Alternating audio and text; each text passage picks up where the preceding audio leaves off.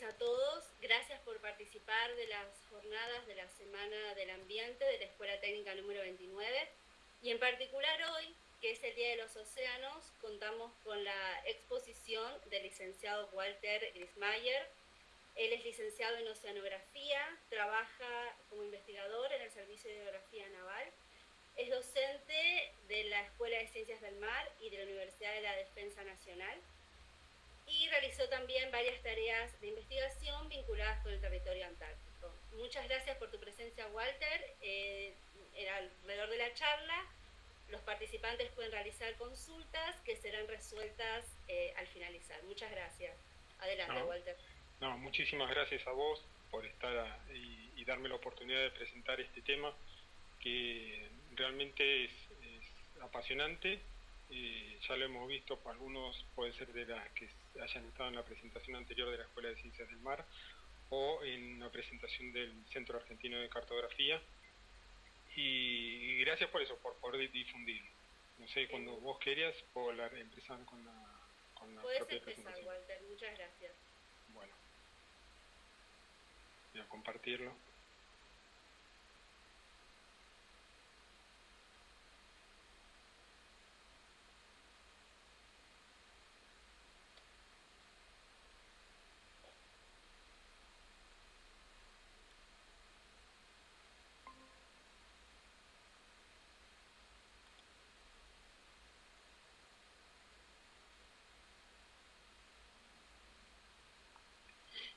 No sé si se ve bien la primer filmina como para la presentación. No, ¿Me dirán ustedes? No se está viendo.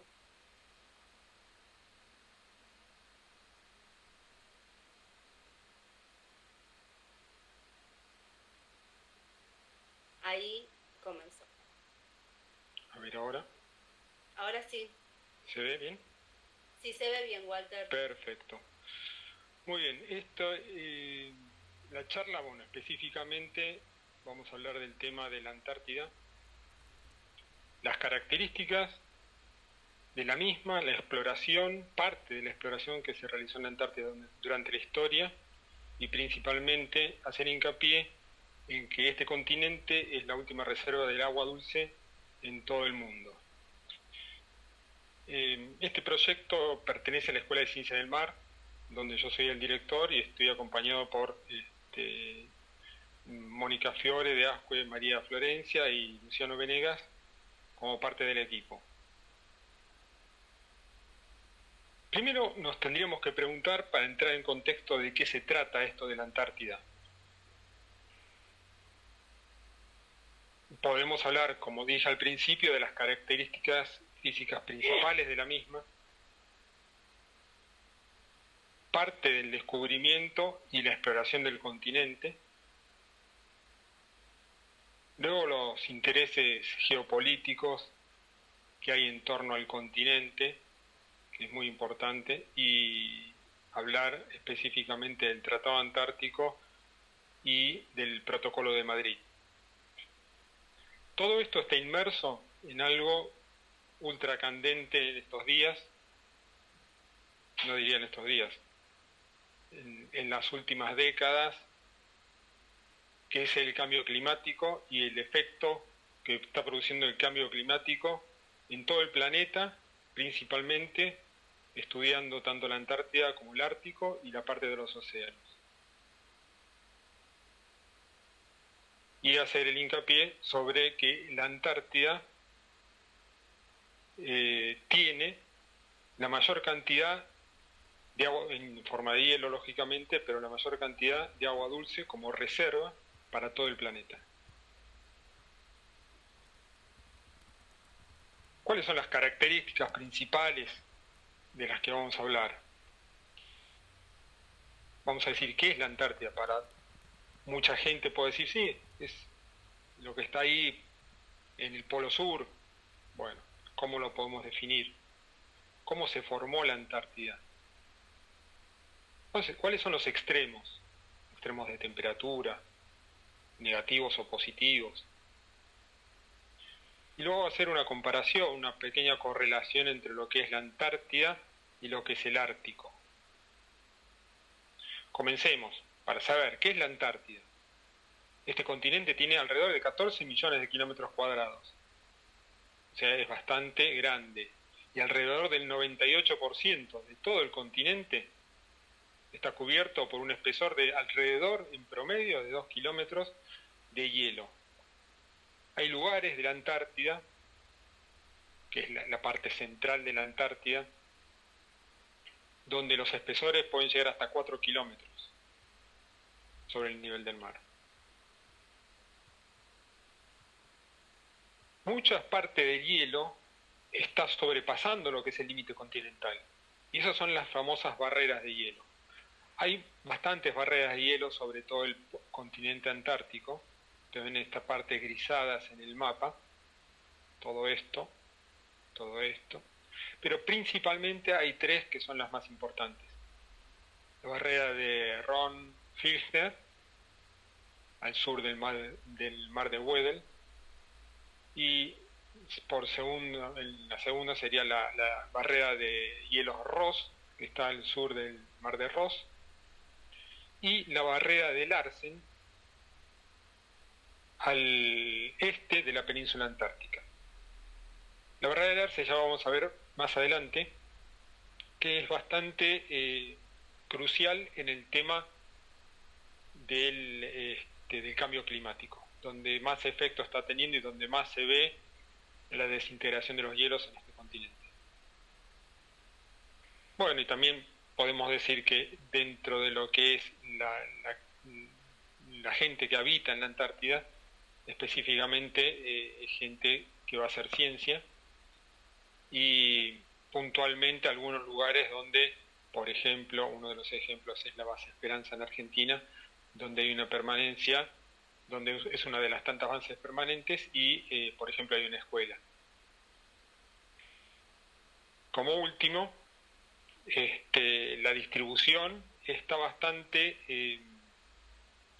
no es homogénea, porque la mayor cantidad de bases antárticas se aglomeran en lo que es la península antártica en sí y las islas Shetland, y después hay otras más dispersas por todo el resto del continente, pero si hablamos de concentración de bases, hablamos de la península antártica e islas Shetland del Sur. Walter, discúlpame que te interrumpa. Sí. No se está presentando la presentación de pantalla. No se está. La presentación. No quedó nada. Perdón. No, ahora no se está viendo. Al principio sí, pero ahora no se está viendo. A ver.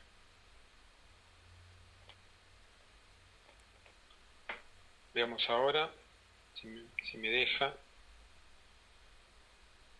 Ahora sí. ¿Se ve? Pues yo sí lo veo. Tengan en cuenta los que están en el YouTube que tiene un display de 1 minuto, así que en 1 minuto se va a empezar a ver la pantalla. Yo lo estoy mirando porque estamos en el Meet.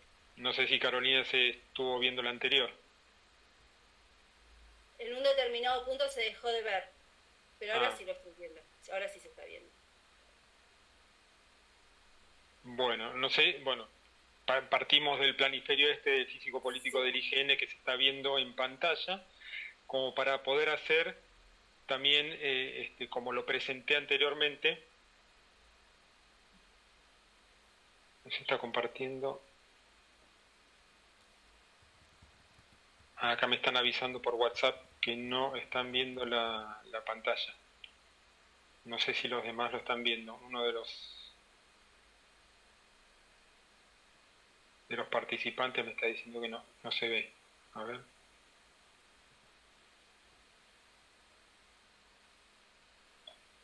No sé si tenés alguna... si ahora se está viendo o no.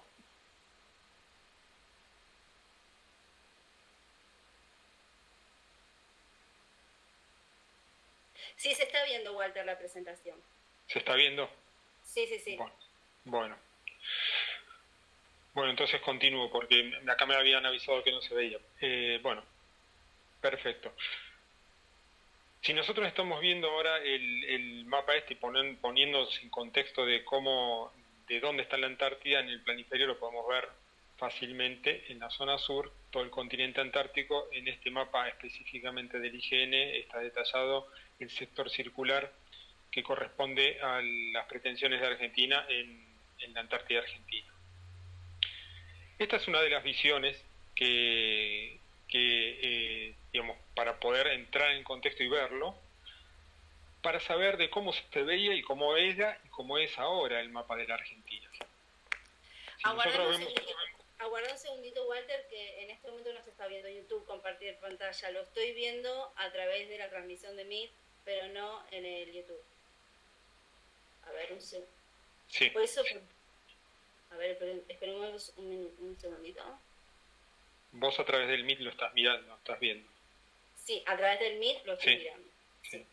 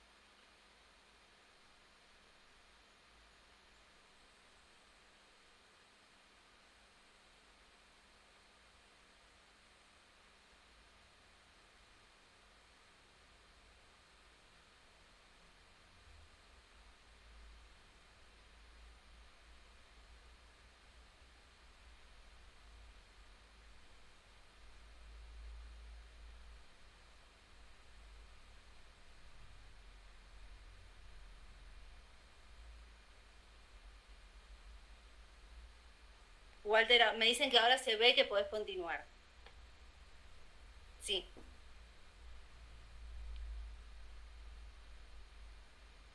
Walter. Hola. Perfecto, sí. Continúo. Se puede. Bien, como estaba diciendo, vemos ahora en el planiferio la visión de cómo se ve el continente antártico desde esta proyección.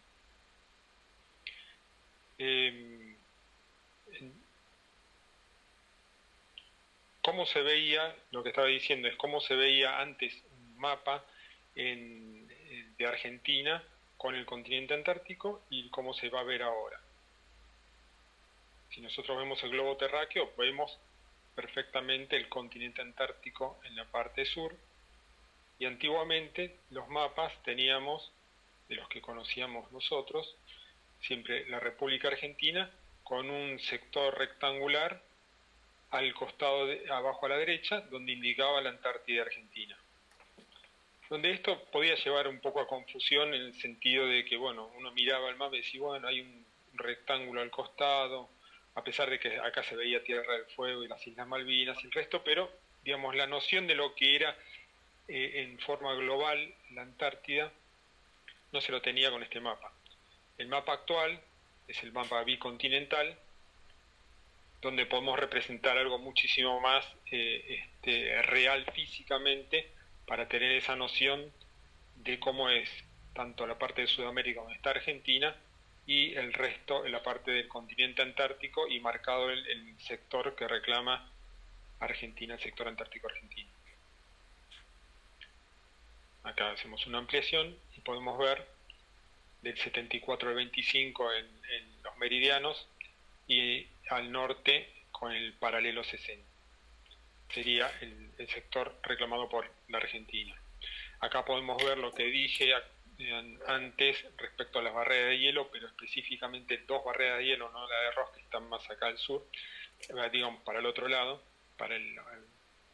hacia el oeste, sino vemos la barrera de hielo de Ron y de Filchner, y la barrera de hielos Larsen, como está actualmente, porque antiguamente la barrera de hielos Larsen llegaba muchísimo más al norte. De la Antártida podemos hablar un poquito ahora de las bases argentinas y de la presencia argentina en la Antártida. Como está marcado acá, en los puntos rojos son bases permanentes y los puntos amarillos son bases temporarias, las principales, ¿no es cierto? Entonces tenemos 6 bases permanentes: base Belgrano 2, San Martín, Marambio, Esperanza, Carlini y la base Orcadas, en las Islas Orcadas del Sur. Y como principales bases temporarias tenemos lo que es base Primavera, Melchior, Brown, Matienzo, Decepción y Cámara. Podemos ver ahora algunas fotos de las bases nuestras. Este es Marambio, donde está la pista de aviación, que es la entrada aérea del continente antártico para la Argentina, que está en la isla Marambio. Aquí tenemos la base Orcadas en la isla Lori, que es en la parte de las Orcadas del Sur, en el archipiélago Orcadas del Sur. Se ve acá chiquitita la base, que está entre dos entradas del océano. En el medio vemos, no se ven las construcciones, pero es donde está la base Petrel, que antiguamente tiene algunas instalaciones todavía, pero esta puede ser tranquilamente otra de las entradas aéreas que podría llegar a tener Argentina si se desarrolla y se reactiva Petrel como base permanente. La otra es Primavera, como se ve acá, y esta es la base Matienzo, que antiguamente, ahora tenemos océano de un lado y tenemos parte de barrera del otro, pero tenemos océano a la vista, porque estaba en un ataque, o sea, un afloramiento rocoso, entre medio de lo que es la barrera del Larsen. Parte de la barrera del Larsen que se desintegró, justamente esa, que actualmente uno desde la base Matienzo puede llegar a ver agua que antes no la veía. Tenemos en el archipiélago entre la Shetland y la península antártica, más cerca de la península antártica, la base Melchior, el base Carlini, que está en la isla King George, en la isla 25 de Mayo, o King George en la toponimia inglesa, en la Shetland del Sur, que es la principal base científica de Argentina. Acá tenemos la base Cámara, también está en las islas Shetland, está en una pequeña isla que se llama Isla Media Luna, que está en la Bahía Luna de la isla Livingstone. Y la base Brown, que está en Bahía Paraíso, también está sobre la península antártica.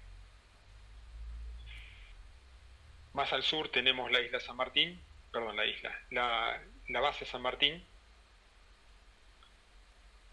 Esta está también en las islas Shetland, que es la isla Decepción, que es la base Decepción, que está en una isla volcánica, donde toda la parte central de la isla es el cráter de un volcán. Podríamos llamarlo en la parte geológica, es un volcán del tipo caldera, donde el cráter del volcán está inundado por el océano. Es una isla volcánica que sigue en actividad todo el tiempo. Por ahí tiene periodos de mayor actividad o menor actividad, pero 1967 fue uno de los periodos de mayor actividad donde tuvieron que evacuar las bases. Luego acá a la derecha, arriba, tenemos la base Esperanza, donde acá está actuando en este momento, o hace bastante tiempo, una escuela, donde van chicos a la escuela. Es la única escuela que hay en la Antártida, en la base argentina, que es Esperanza. Luego tenemos la base más austral, que está en la barrera de Filchner, también en un ataque rocoso, que es la base Belgrano 2. Acá vamos a mostrar un poco así rápido de cómo se formó la Antártida, partiendo de 600 millones de años atrás para llegar hasta el presente. Esta es una pequeña animación de cómo fueron cambiando, esto va a seguir pasando, de cómo fue cambiando los supercontinentes que se fueron separando y abriendo a través del tiempo, y hasta el presente. Para ver dónde estaba la Antártida unida con qué. Por ejemplo, acá podemos leer Antártida en distintos lugares. ¿Con qué estaba unida?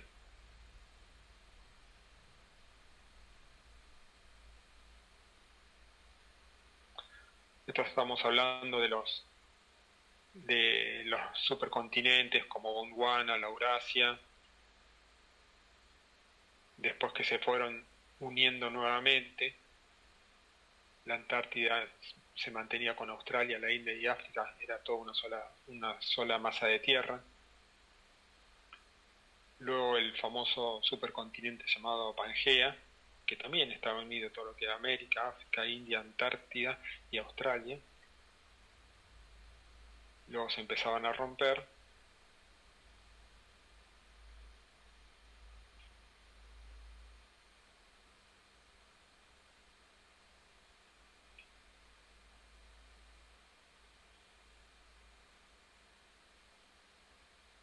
Acá vemos que se está separando, pero todavía la Antártida está con la India y con Australia. Acá se separa Antártida de India y se está separando de Australia.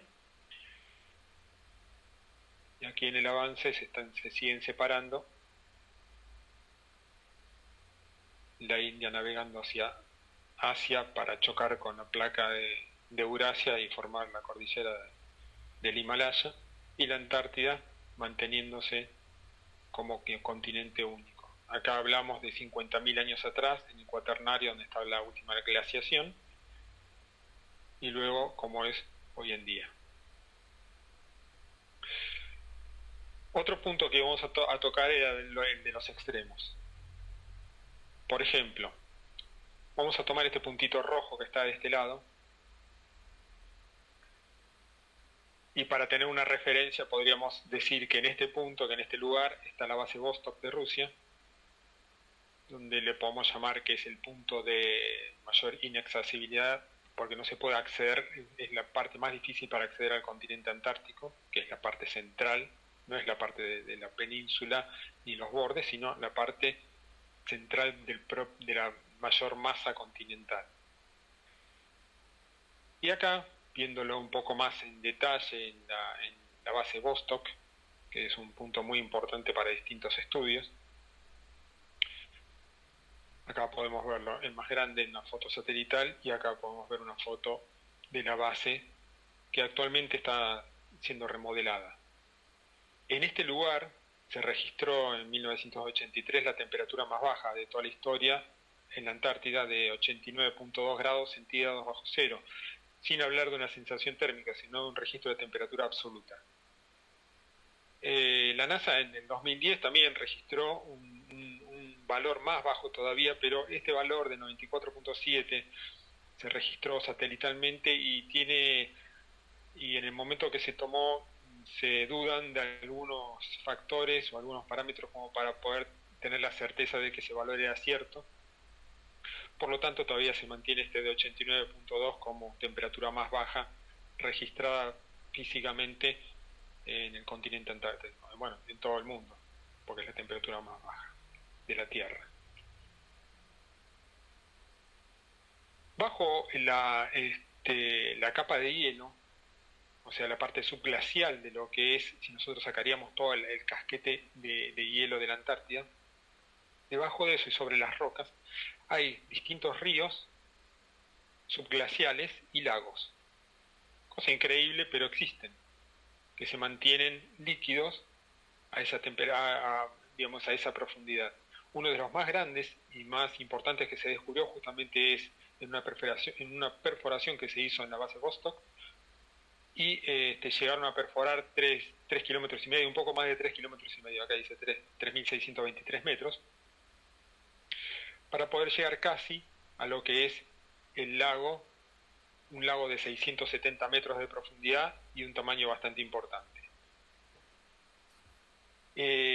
Bueno, esto es un descubrimiento. Pueden hacerse estudios realmente fascinantes con respecto a la vida que había en ese momento, porque si hablamos de este espesor de hielo estaríamos hablando de un espesor con antigüedad de alrededor de 420.000 años. La temperatura más alta que se registró fue en febrero del año pasado, en la base Esperanza, 18.3 grados centígrados. Según el Servicio Meteorológico Nacional, es la temperatura más alta que se registró en la Antártida. Hay registros por ejemplo, de 2 días después en la isla Marambio, o Seymour en la toponimia inglesa, que registró casi 20 grados centígrados, pero bueno, eso también no es certero, o puede llegar a no ser, pero es una isla. También en una isla en Cygni, que es una isla del archipiélago de las Orcadas, también se registró una temperatura similar, 19.8 grados centígrados en el 80 y pico, pero como temperatura continental más baja, porque está en la península antártica, sobre el continente, la base Esperanza midieron ahí 18.3 grados centígrados sobre cero. La otra comparación que hacemos es lo que es la Antártida con el Ártico, porque si nosotros, para tener una referencia, sabemos que la Antártida es un continente con un casquete de hielo sobre el mismo, muy importante, como dijimos, alrededor de 2 kilómetros de profundidad, y de promedio, y llegando a lugares a 4 kilómetros. Sin embargo, el Ártico, aunque que esté cubierto con hielo la mayor parte del tiempo, es un océano directamente. Lo único que podríamos tomar como parte del Ártico continental y la masa más importante de hielo es lo que está en Groenlandia. Y Groenlandia es el punto de comparación con lo que podemos comparar con Antártida, porque también es un continente. La parte continental es esto y algunas islas más que rodean Groenlandia, pero principalmente por el tamaño y por el espesor de hielo que tiene el casquete de Groenlandia es lo más comparable. Lo demás es océano. Lo que se congela es océano congelado, y es el océano que está sobre es el hielo que está sobre el océano y no sobre un continente. Esa es la gran diferencia de la Antártica contra el Ártico. Si nosotros vemos acá a la izquierda un corte transversal que le hacemos a nivel del mar, veríamos que la Antártida tampoco es un continente completo, sino serían islas, porque lo que sí lo vemos completo porque está relleno del resto de hielo. Todo el resto, de la parte continental, esos espesores tan grandes de hielo complementan y forman lo que es este continente. Si vemos unas diferencias entre lo que es la Antártida y lo que es el Ártico, vemos animales que pueden ser específicos de cada uno de los lugares. Pingüinos hay en la Antártida, pero no hay en el Ártico. Acá tenemos distintas especies de pingüinos. Acá tenemos pingüino rey, pingüino emperador acá arriba a la derecha, acá en el medio es papúa, este es Adelia y este es un pingüino de barbijo.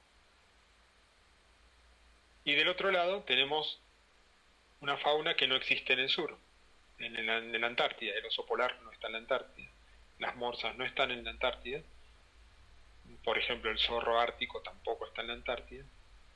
Lo que sí compartirían serían distintos tipos de aves y especies, ballenas de distintas especies y focas de distintas especies y lobos marinos. Pero lo que mostré acá serían los distintivos entre uno y otro continente, entre un continente antártico y la parte del Ártico en la parte del norte. Podemos hablar algo de lo que es la historia de la Antártida, de lo que se sabía anteriormente. Acá hay un mapa, si hablamos de cartografía de 1657, que hablaba de la Terra Australis Incógnita, o sea, de una tierra que existía ahí al sur, pero que no se conocía casi nada. Pero de hecho algo sabían, porque evidentemente o se lo imaginaban, o por registros anteriores alguien marcó alguna referencia que ahí al sur había algo y que le pusieron como nombre Terra Australis Incógnita. Hablemos, por ejemplo, de algunos navegantes que empezaron a descubrir algo. Por ejemplo, en 1526, Francisco de Oces, un español, en una carabela en la San Lesmes, se enfrentó en una tormenta cerca del Cabo de Hornos y no pudo regresar, y bueno, esa tormenta lo desplazó más al sur. Entonces ahí tuvo que cruzar por esos lugares, y ese lugar que actualmente lo conocemos como Pasaje Drake, entre lo que es al sur del Cabo de Hornos y la península antártica, ese pasaje se tendría que llamar pasaje de Oces, porque en conmemoración de que lo había descubierto, que fueron 52 años antes que pasara Francis Drake por esa zona. Por eso a veces los descubrimientos son relativos y son adjudicados según la historia y quien las escribe, ¿no? Tenemos otra parte donde, por ejemplo, en las Islas Georgias, el capitán Gregorio de Jerez en 1756 las avistó y le puso el nombre de Pedro I, de la isla San Pedro, perdón, Isla San Pedro. Sin embargo, muchos años después, en 1775, en alguno de los viajes que había hecho Cook alrededor del globo, que realmente hizo viajes impresionantes, ¿no? Tanto con el Endeavour o con el Resolution, esos buques, y descubrieron distintos lugares y además cartografiaron muchas partes. Circunnavegó toda la Antártida, aparte cartografió muy bien lo que es las Islas Georgias, pero se lo adjudican a él el descubrimiento, pero no fue así, porque Jerez lo había visto antes. Otra de la parte de historia, si podemos hablar, lo podemos hablar muy rápidamente, ¿quién descubrió la Antártida? Esto hay muchísima bibliografía, habría que meterse a leer un poco, investigar y tener las pruebas, pero internacionalmente a veces se acepta como oficialmente que Smith, un inglés en 1820, fue el que descubrió la Antártida. Eso hay muchísimo material y muchas pruebas que dicen que no fue así, porque antiguamente, antes de Smith y todos los que estaban en esa zona, que eran principalmente foqueros, que eran embarcaciones que iban a cazar focas por esas latitudes, ya desde 1818, 1820, antes de lo que se dice que Smith descubrió la Antártida, ya estaban por esas zonas cazando focas. Pero bueno, hay muchos registros de esto, se tendría que hacer un análisis más exhaustivo y presentar las pruebas y bueno, cambiar un poquito la historia de quién descubrió la Antártida. Pero de hecho los cazadores de lobos de dos pelos de esa época, en 1818, antes de lo que era, se sabía que iban hacia esas latitudes, pero tampoco tenían los registros de ese momento, ni decían en qué lugar habían ido, porque eran muy celosos de los lugares a donde iban, para poder preservar y, digamos, no, entre comillas, avivar a otros de las zonas donde ellos iban a cazar para que no hubiese competencia.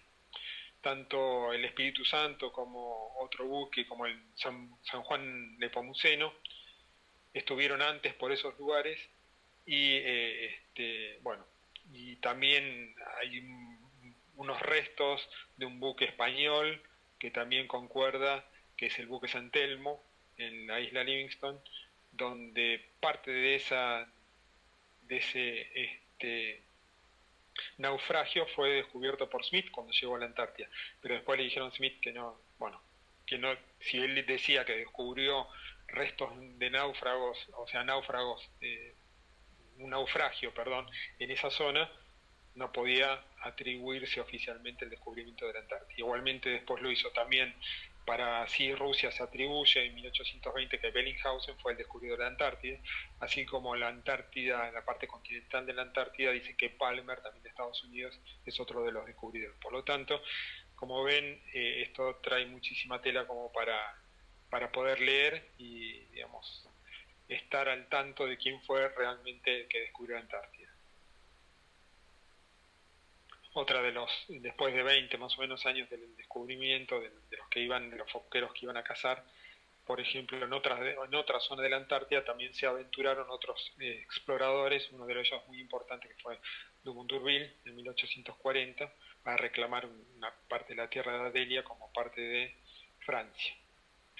Luego de las exploraciones antárticas, podemos hablar de exploraciones que se llamaron una era heroica entre lo que es 1895 y 1922 de la exploración antártica. ¿Por qué? Porque dentro de esto vamos a hacer un pequeño paréntesis. Antes de 1895 vamos a hablar algo del norte, que fue en el Ártico, que fue una exploración que hizo Fjord Nansen, un gran expedicionario tanto del norte, más del norte que del sur, pero muy importante en la parte de oceanografía, que con el buque Fram en 1893 se lanzó sabiendo que había derivas de hielos y que esa deriva de hielos podría llegarlo a mandar directamente a pasar muy cerca del Polo Norte. Toda esta línea punteada sería el trayecto que pretendía Nansen que hubiese ocurrido con la deriva del buque sobre los hielos. Y digo deriva del buque sobre los hielos porque Fram, el buque era un buque muy particular, porque tenía un casco digamos redondo abajo, una parte donde si lo atrapaba el hielo y lo aprisionaba y se cerraba el hielo, el buque quedaba afuera directamente, quedaba sobre el hielo y no era comprimido como muchos otros buques que fueron destruidos y digamos aplastados por el hielo. Entonces, en realidad llegó a ciertos lugares Nansen en este punto rojo donde se pone que logró la parte de la máxima latitud norte en 86 grados 13.6 minutos norte, y después pudo volver, pero no alcanzó a llegar al Polo Norte en ese momento. Si volvemos a la parte histórica de lo que es en la Antártida, hay una hazaña realmente importante que fue lo de la corbeta Uruguay. Nuestra corbeta Uruguay, que está como museo histórico acá en Dársena Norte, perdón, en lo que es no Dársena Norte, no, sino en Puerto Madero, y fue el rescate de la expedición de Nordenskjöld del buque Antarctic, que se hundió en la Antártida, aprisionado por los hielos. Y habían construido varios refugios, y dentro de un refugio en una parte, en una isla, en otra isla, y en la expedición de Nordenskjöld también fue muy importante porque lo acompañó el alférez Sobral, el famoso alférez Sobral. Y el que comandaba la corbeta Uruguay para el rescate de estos náufragos que habían quedado en un par de islas cerca de la península del norte de la península antártica, el que comandaba fue el que era en ese momento teniente navío Julián Irízar, que es el que le da el nombre a nuestro rompehielos actual, el rompehielos Almirante Irízar. Otra de las épicas de la parte de la conquista de la exploración antártica es la llegada al Polo Sur. No sé si habrán visto o escuchado de que en esos momentos había dos expediciones muy cercanas que digamos estaban al mismo tiempo tratando de llegar y coronar el Polo Sur. Una era una expedición inglesa al mando de Scott, y otra era una expedición noruega al mando de Roald Amundsen. Esto fue, unos salieron de Bahía de Ballenas, el Amundsen con el buque Fram, y otro con el Terranova en la isla de Ross salió la expedición de Scott. Los dos tenían distintas formas de llegar de hacer este tipo de expedición. El que tenía mayor experiencia en las expediciones era Amundsen. Scott también había participado en varias expediciones, pero el trabajo científico era lo más importante para el equipo inglés en ese momento. Pero llevaron y se equivocaron, y en lugar de llevar específicamente perros como llevó Amundsen, llevaron ponis siberianos, algunos perros también, pero específicamente ponis siberianos que no anduvieron en la Antártida, y los primeros tractores de nieve que eran muy rústicos y que se hundían, y mecánicamente fueron un fiasco en ese momento y no pudieron ser utilizados. Sin embargo, los dos arrancaron para la carrera esta hacia el polo. Amundsen llegó primero el 14 de diciembre de 1911, y cuando llegó, acá tenemos una foto de cuando llegaron los ingleses a la tienda que había puesto con la bandera noruega Amundsen. Se decepcionaron bastante porque ellos llegaron el 17 de enero de 1912. Sin embargo, cuando ellos vuelven en condiciones humanas muy básicas, muy malas, y acaban muriendo los distintos integrantes de la expedición de Scott. Amund se envuelve perfectamente con todo su equipo, y a la vuelta de Scott muere Evans digamos, el 17 de febrero, 17 de marzo muere otra persona, y el 30 de marzo, alrededor del 30 de marzo, a pocos kilómetros de un depósito de comida que tenían, mueren los 3 que habían quedado, Wilson, Bowers y el propio Scott, y bueno, después lo tuvieron que ir a rescatar a los cadáveres, lógicamente. Si nosotros vemos acá en el pequeño mapa que está acá a la izquierda, que es un mapa de la expedición de lo que fue Scott al Polo Sur, vemos algunos dibujos que hay sobre el mapa que son erróneos. Ustedes fíjense que, por ejemplo, acá hay un oso polar. Acá ven este pequeño oso polar. Digamos, es un error porque oso polar en la Antártida no había. Así que bueno, en ese momento capaz que pensaban que podía llegar a encontrar osos polares en la Antártida, pero bueno, justamente esto marca un error en la creencia de ese momento. Bueno, una de las expediciones que realmente no llegaron a término, pero digamos es la expedición épica, creo que la más importante de la historia de la Antártida. Es una expedición que que comandó Shackleton en 1914.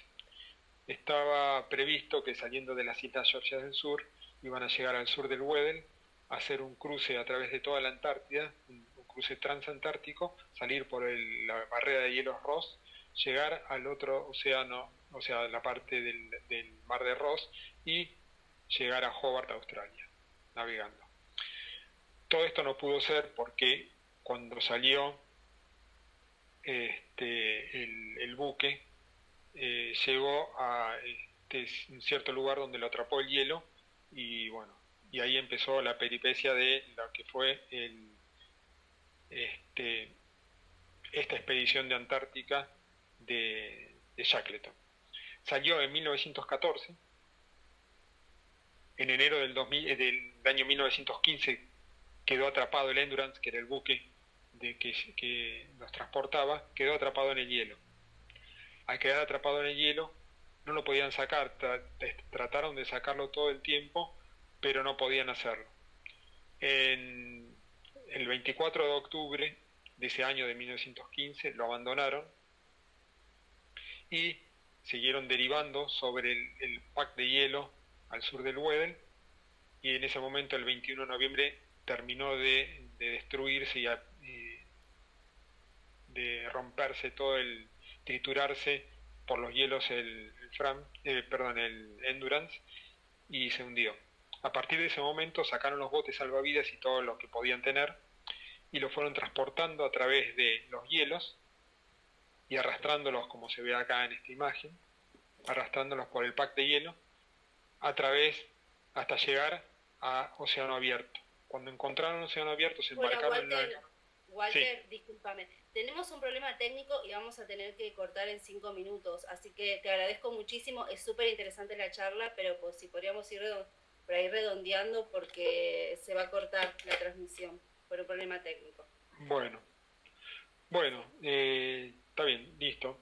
Pasemos entonces. La cosa la repetimos sí. Otro día, sí. Porque la verdad es muy interesante, da para profundizar muchísimo más y para hacer preguntas. Carolina, voy a pasar rápidamente las imágenes como para verlas y bueno, ya está, y lo redondeamos porque, bueno, esta es la parte de la expedición de Shackleton, bueno, después lo podemos ver, la parte de intereses geopolíticos que estaba para ver los reclamos de todos los países, parte de lo que es el Tratado Antártico, explicar un poco sobre el Tratado Antártico, de lo que es los países integrantes, el Protocolo de Madrid, que es lo que dice, principalmente, y dónde está, justamente, como nosotros somos parte del Tratado Antártico, y lo más importante que nosotros tenemos, digamos, ya nos quedó fija la Secretaría del Tratado Antártico con lugar fijo que es en la avenida Maipú 757 en Buenos Aires. O sea que es muy importante que nosotros seamos el país donde está la Secretaría del Tratado Antártico, que es la encargada de organizar las reuniones consultivas de todo el Tratado Antártico. Como somos realmente parte de la Antártida, de lo principal de todo el mundo. Luego mostrar un poco lo que son los rompehielos, el rompehielo Irizar y otros rompehielos de otros países. Y hablando del cambio climático. Esto del cambio climático es muy importante con respecto a lo que es el agua. Y acá hablando del acuerdo, de lo que es el Acuerdo de París del 2015 con la reducción de lo que es la temperatura global, reduciendo el consumo de combustibles fósiles. ¿Podrías contarnos un poco más del Tratado de París? Del Tratado de París, bueno, sí. En el acuerdo de París... El Acuerdo de París, sí. Sí, perfecto. En el acuerdo, vamos a verlo acá en toda su extensión, yo marqué 3 puntos específicos, pero en el Acuerdo de París en el año 2015 se reunieron muchos países para poder firmar un acuerdo de reducción de la temperatura, del aumento de la temperatura media mundial. Por debajo de lo que es, esta temperatura es por sobre lo que es de la era industrial. Esta temperatura se catalogó como diciendo, bueno, vamos a tratar de no superar los 2 grados centígrados de aumento, que es lo que estamos muy cercanos, pero tenemos que hacer muchísimo más trabajo para cumplir con esto. Y por otro lado se dijo, bueno, si en vez de 2 grados centígrados podríamos acercarnos a 1.5 grados centígrados, sería muchísimo mejor, porque estamos realmente en una cuerda floja en el cambio climático. Claro, porque 1 grado parecería que no es nada, pero... No, es muchísimo. 1 grado centígrado es muchísimo, medio grado centígrado es muchísimo, 0,1 grado centígrado es mucho en este caso. Todo lo que se pueda reducir es importantísimo. Por eso el objetivo, como dice acá, es mantener el incremento de la temperatura global muy por debajo de lo que es 2 grados. Y limitándolo a 1,5 o más bajo todavía. ¿Por qué? Porque estamos en un momento donde es realmente muy preocupante lo que está pasando. La reducción ¿Cómo nos estamos dando cuenta del impacto que está teniendo el cambio climático en el territorio antártico? Claro, nos estamos dando cuenta en el territorio antártico y principalmente, primero nos estamos dando cuenta en el norte. En el norte, lo que es la parte de lo que es el casquete polar, digamos, no el casquete polar, sino lo que es el hielo marino congelado sobre el norte, es cada vez el hielo marino del norte se está afinando, cada vez es más fino y cada vez la cobertura es menor y el rango de tiempo que permanece el hielo es menor. Nos estamos dando cuenta con eso y con este aumento de CO2 en la atmósfera, que es lo que se mide, por ejemplo, en Hawái se está midiendo esto desde 1960, y tenemos esta curva de aumento que es inexorable, o sea, no podemos negarla. Lo podemos ver, sí. ¿Cómo? No, sí, destinos. Lo podemos ver en el norte, por ejemplo, como esto. Si ven un oso polar raquítico o si ven un oso polar tratando de ir de un lado a otro y no tener que nadar tantos kilómetros que no podía, sino caminar sobre el hielo, pero cada vez el hielo es menor y cada vez hay más parches de agua, más cantidad de agua, y con eso la alimentación es mucho más deficiente, tanto para esto, para las morsas, pero más que nada el oso polar es el que más está sufriendo, como se ve acá, buscando basura en zonas cercanas a habitadas. Es desesperante la situación, realmente es desesperante. Lo que se ve en Groenlandia... Sí. Y digamos, alguien quizás podría pensar, bueno, en una posición un poco egoísta, que me puede llegar a importar lo que pasa allá lejos, en la Antártida o en el Polo Norte. ¿Cuál sería el impacto de todo este ecosistema, digamos, de los problemas ambientales que pueden sufrir estos ecosistemas en el continente? Sí, tanto en el norte, que es principalmente el tema de la cobertura de hielo sobre el norte y la desintegración del casquete polar de Groenlandia, que está acelerándose terriblemente, que es uno de los que peor está pasando en este momento, con una parte de la Antártida que podemos nombrar, para pasarla acá en este mapa podemos ver esto, que es la parte oeste de la Antártida, la península y parte del oeste de la Antártida, no tanto del otro lado, que no es tan así, donde se están destruyendo. Bueno, y la pregunta tuya es, justamente, toda esta destrucción de hielo, la desintegración de hielo, de estos glaciares que están aportando al ascenso del nivel medio del mar, que es uno de los tantos problemas que está teniendo el planeta en este momento. El ascenso del nivel medio del mar va a afectar a todo el planeta, porque el mar asciende acá, pero el nivel asciende en todos lados, y principalmente zonas costeras muy bajas van a quedar bajo el agua si se sigue desintegrando el hielo a la tasa que se está desintegrando.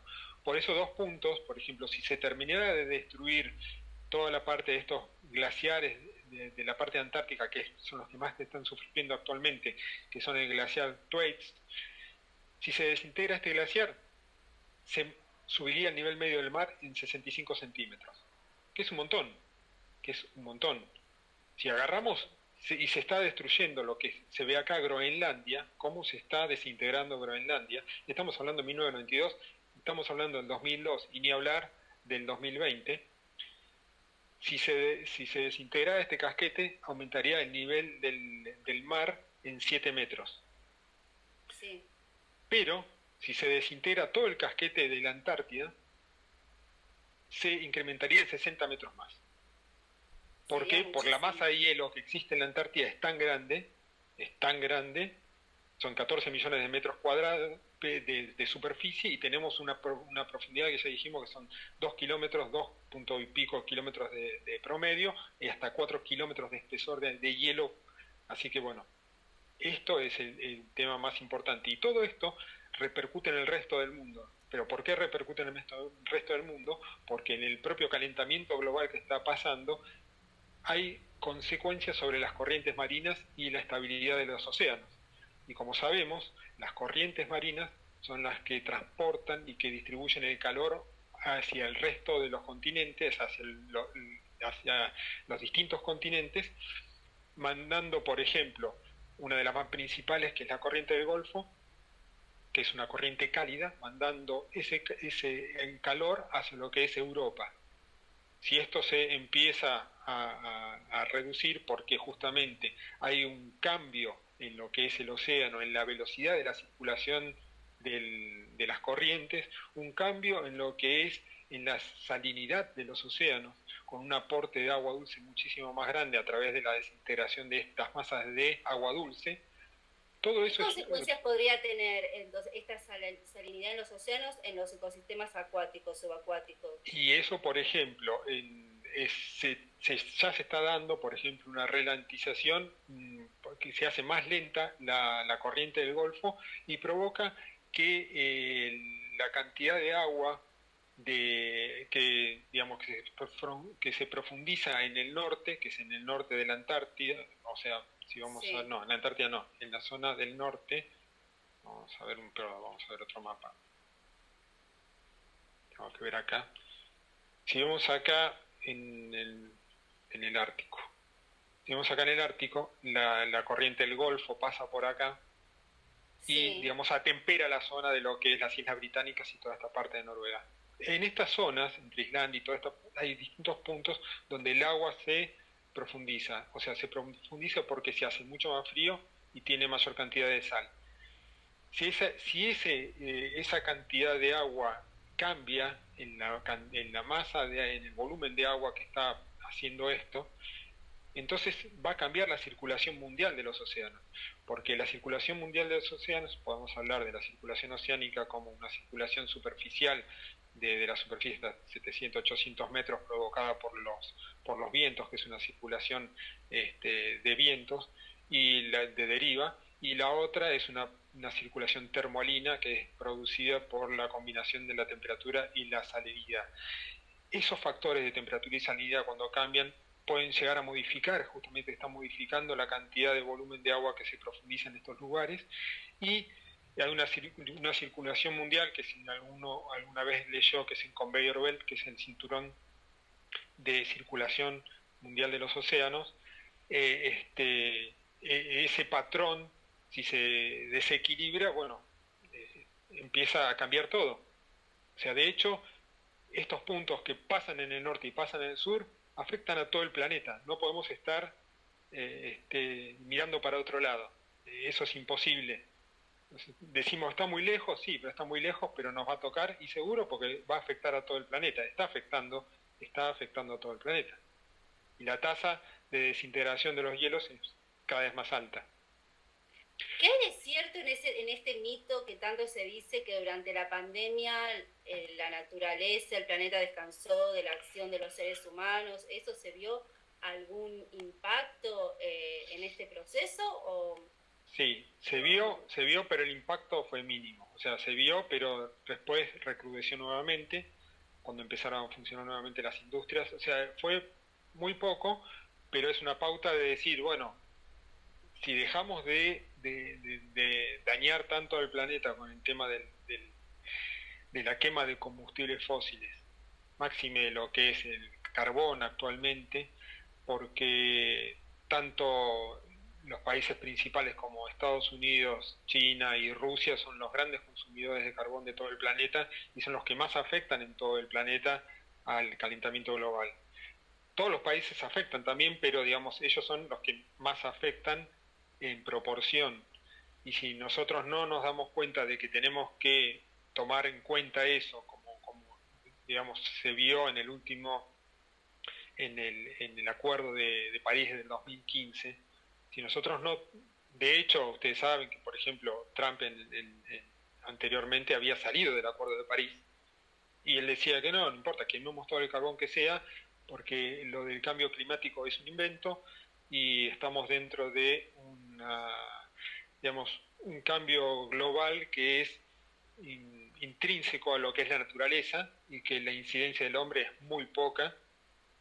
En realidad yo no creo que sea así. Los detractores de esto dicen que la incidencia del hombre es muy poco y que igual hagamos lo que hagamos vamos a terminar mal por la forma que está actuando el planeta.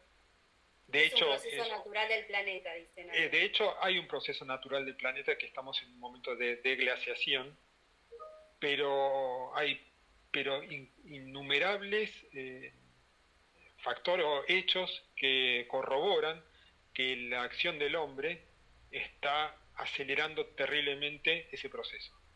Y si nosotros no hacemos nada, lo seguimos acelerando. ¿Cuáles serían esas acciones del hombre que profundizan este proceso? Y la acción principal del hombre que acelera esto es la quema de combustibles fósiles. Esto es en mayor grado es eso, pero esto es un disparador de un montón de cosas. Ese disparador de un montón de cosas es el aumento del CO2 en la atmósfera para aumentar la cantidad de gases de efecto invernadero, que por ejemplo es el CO2, es uno de ellos. Otro de los tantos es el metano. El metano está debajo de, por ejemplo, el metano es muy importante también para el tema del efecto invernadero. Actualmente en norte de Rusia, donde está Siberia, se está descongelando bastantes sectores de lo que se llama el permafrost. El permafrost sobre la estepa siberiana se está descongelando y debajo de eso hay una cantidad acumulada de metano muy importante. De hecho, todos son consecuencias en contra. O sea, claro, se va a liberar más la acidificación del océano por el tema de la captación del CO2 por el océano, el desequilibrio que produce eso. O sea, todo es digamos, un engranaje o digamos serían piecitas de un dominó que se van cayendo y van arrastrando y van complejizando todo. De hecho, en este mapa que está acá, por ejemplo, se puede ver las rutas. Las rutas que se utilizaban hasta ahora a través del canal de Suez por la ruta roja, o si no, en la ruta del norte, cuando se descongela la parte del norte.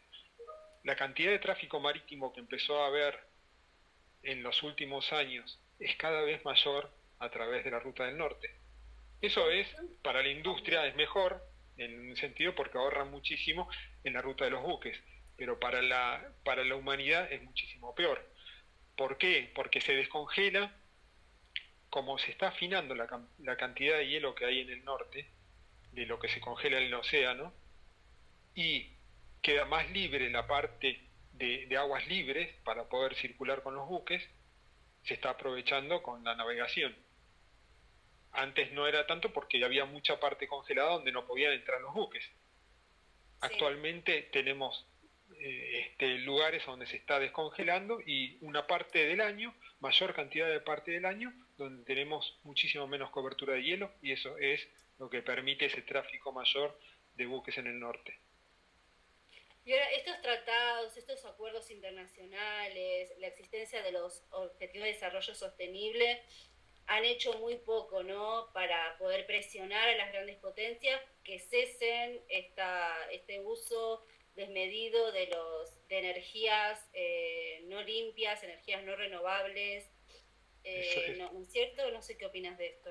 no, sí, de hecho, Estados Unidos ahora volvió al Acuerdo de París con el nuevo gobierno, pero digamos anteriormente no querían saber, habían salido, no querían saber nada. ¿Por qué? Porque en realidad, claro, pueden avanzar económicamente más los países haciendo este uso de combustibles fósiles y tener digamos, una bonanza temporaria mejor, pero esa Sí. bonanza temporaria mejor es pan para hoy, hambre para mañana para el planeta, ¿no? Entonces es triste que esto no se tenga en cuenta. Digamos, hay muchos que lo tienen en cuenta y sería muy bueno que cada vez más lo tengan en cuenta porque no estamos jugando, digamos, con mucho tiempo. Estamos jugando con una soguita ahí muy finita que en cualquier momento nos caemos. O sea, estamos muy en el Esto límite. pensado también en términos de profundización de desigualdades sociales y de ejercicio de derechos humanos, ¿no es cierto? Porque cada No, vez existen más brechas entre un grupo de países y el otro y las personas que en ellos habitan, ¿o no? por supuesto. Es toda una combinación de Una cosas. cadena. Es toda una combinación de cosas. Y de hecho, evidentemente, por ejemplo, en la Antártida, cuando se habla del Tratado Antártico, ojalá que el Tratado Antártico se permanezca todo el tiempo, porque el Tratado Antártico dice que la Antártida tiene que ser internacional y tiene que ser un lugar para que actúe la ciencia y en cooperación internacional. Eso sería lo mejor que podría llegar a pasar, a pesar de todos los reclamos que hay en Antártida, a pesar de nuestros reclamos puntuales, que digamos, si fuese un reclamo tanto geopolítico como físico, seríamos los que más tenemos derecho a la parte de la Antártida. De hecho, somos la base Orcada es la primera base que está permanentemente este, ocupada desde 1904. Así que, bueno, pero eso es por un lado. Pero lo que yo pienso es que en el momento que se libere, si es que se libere y ojalá que no se libere el tema de la repartija de la Antártida, van a venir los, digamos, los países más poderosos del mundo y en general van a decir, bueno, yo quiero explotar minería, quiero explotar petróleo, quiero hacer esto, lo otro en el continente y bueno, por más que reclamemos, nos van a decir, bueno, vos quedate al costado y los fuertes van a ganar. Pero no van a ganar porque va a perder el planeta. Por ahora se mantiene el Exacto. Tratado Antártico, esperemos que se mantenga el Tratado Antártico, lo reconfirmaron en el Protocolo de Madrid, y bueno, hay muchísimas cosas que se tendrían que mantener y profundizar para que sea un lugar de estudio científico y cooperación internacional en pos de tratar de salvar al planeta de alguna forma, ¿no? Exacto, exacto. Bueno, creo que no queda ninguna otra pregunta. No sé si querés agregar algo más, Walter, Ah, antes de finalizar. no, acá me quedaron cosas acá, pero bueno, quedaron tema de lo que es justamente la parte de la reserva de agua dulce, poder ver un Bueno, poco esto, sí, pero bueno, eso lo si podemos querés ver en otro comentar momento. algo de eso al respecto, sí. Si no, bueno, el tema del acceso el agua potable, como justamente el título de la presentación lo dice, de Sí, que es la Antártida y la última reserva de agua dulce mundial, que es la más grande, ¿no? Que es la Antártida. sí, Si vemos el acceso que tiene la gente al agua potable, vemos la distribución y lo poco justo que es la distribución del agua potable. Por eso, por ejemplo, y como vemos cuánta agua hay, ¿no? Si vemos el agua salada de los océanos, vemos que el 97%, 98% es de agua salada y el resto, el 2,5 recién es de agua dulce. Y dentro de ese 2,5, el 1,2 sería ríos, humedales y agua subterránea sería un 30% y los casquetes glaciares sería casi el 70% de toda esa agua dulce mundial. Y dentro de los dos, si vemos estos globos de este lado, podemos ver que la Antártida es el principal, con la cantidad de porcentaje que hay de agua dulce en todo el planeta. Nosotros podemos verlo de esta manera, tanto de los ríos y humedales y lagos, que es muy poco. Podemos ver lo que es las tierras subterráneas, que puede ser 30% alrededor, que es bastante, pero es bastante inaccesible por algunos lugares. Y después lo que tenemos en superficie como glaciares y casquetes polares, que principalmente la Antártida, como se ve acá, es lo más importante de todo el planeta, como reserva de agua dulce mundial. Bueno. Y la última, ¿querés ser cartógrafo? ¿Cuál es el trabajo del cartógrafo? Eso de querer ser cartógrafo es, digamos, un pequeño chivito que voy a pasar con respecto a lo que es la Escuela de Ciencias del Mar. ¿Por qué? Porque en la Escuela de Ciencias del Mar justamente se estudia cartografía. Y si es una carrera que tiene muchísima salida. Mucho no se conoce porque digamos, por el lugar a donde está o porque piensan que a lo mejor no está abierta la carrera, pero sin embargo la carrera está abierta, es gratuita y además es abierta a toda la comunidad. No es para un personal militar nada más, aunque sea la Escuela de Ciencias del Mar, que dependa de la Facultad de la Armada y de la Universidad de la Defensa Nacional. Entonces, cualquier persona puede estar... Es una facultad civil, cualquier persona puede estudiar. Exactamente, todos. Yo doy clases ahí en la Escuela de Ciencias del Mar y la mayoría de los alumnos son todos civiles. Así que es una carrera abierta. Si nos puedes contar un poco algunas de las materias que tiene. Es una carrera definida para toda la comunidad. Y bueno, y las materias específicas para hacer cartografía es para poder llegar a poder manejar estos mapas, a manejar las cartas geográficas en todo sentido, tanto en la parte marítima como en la parte terrestre. Son muy buscados, o sea, el campo ocupacional está son muy buscados los chicos que se reciben acá de cartógrafos, que también lo pueden hacer en 3 o 4 años, porque ya el tercer año pueden salir como técnicos universitarios en cartografía, y haciendo nada más que un año más, que realmente lo hacen creo que hasta el 90 y pico %, porque es un año más, ya salen con el título de grado de licenciado en cartografía. Claro. Y el campo en la parte de investigación, docencia, en la parte hidráulica, como se ve acá, en todo el detalle, en petróleo son muy llamados.